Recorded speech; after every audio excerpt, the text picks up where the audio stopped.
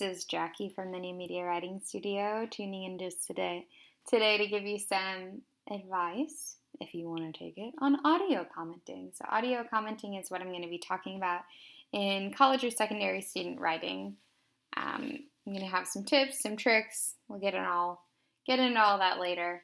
But to get things started, I want to give you a framework and a little bit of background. So in a nutshell, I did the most audio commenting when I was teaching at Iowa State University, and I found that my students really enjoyed seeing and hearing my voice, seeing when I was doing video commenting, hearing, though, when I would switched over just to audio comments using Audacity and voice memos on my iPhone, iPad. And so through that time, what I learned is they feel much more comfortable with hearing the sound of my voice, which was very interesting. And I also developed sort of a 5-3-1 framework. Not that you need another, easy tip, trick, number, alphabet association to remember, because you probably have tens, but the 5-3-1 actually really works with me to help focus my attention during this time and make my feedback time really productive. So let's start with the 5. The 5 comes from the idea of 5 to 8 minutes. In talking to Whitney Myers at Texas Wesleyan University and other professors that I've spoken to, we found across the board that 5 to 8 minutes is a good framework of time to really let students digest what you have to say, but it doesn't go too long. When we get close to 10 minutes, start to lose them a little bit. If it's under 5, it's usually not enough. They want to know more. So 5 to 8 minutes tends to be the sweet spot. So that's the 5. I always aim for at least 5 minutes per student, and you also don't want to cut a student too short because they might feel slighted if they realize that their friend has longer.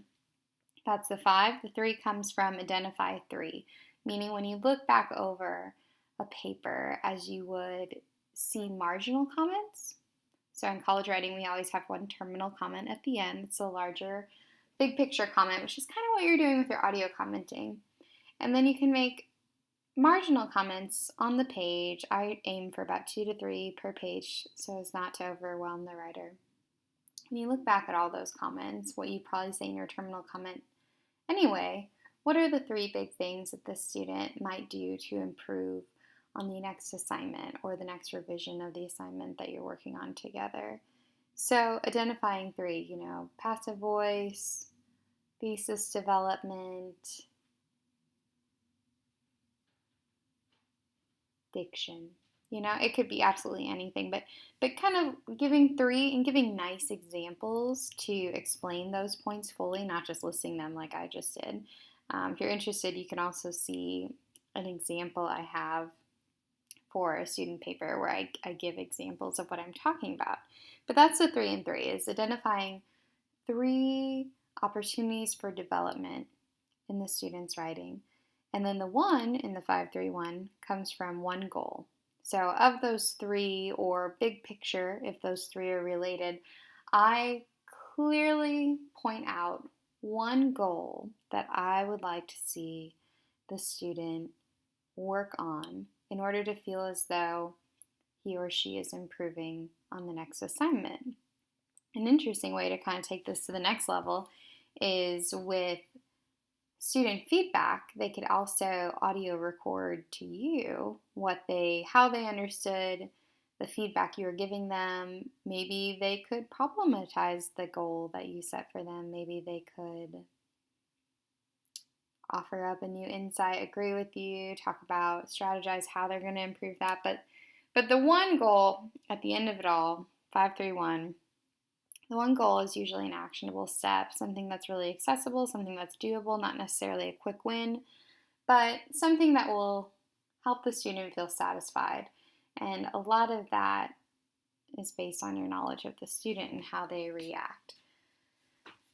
So, knowing your students, knowing your class, it's also, I want to point out here that I try to familiarize and humanize with audio commenting, and I think audio commenting is great for that. So what do I mean by familiarize? I mean, identifying, saying something to the effect of, I realize that you tend to like this, or you're really good at this, or I noticed in your last assignment this. So familiarizing it, kind of localizing it to the student and the feedback they need. And the familiarity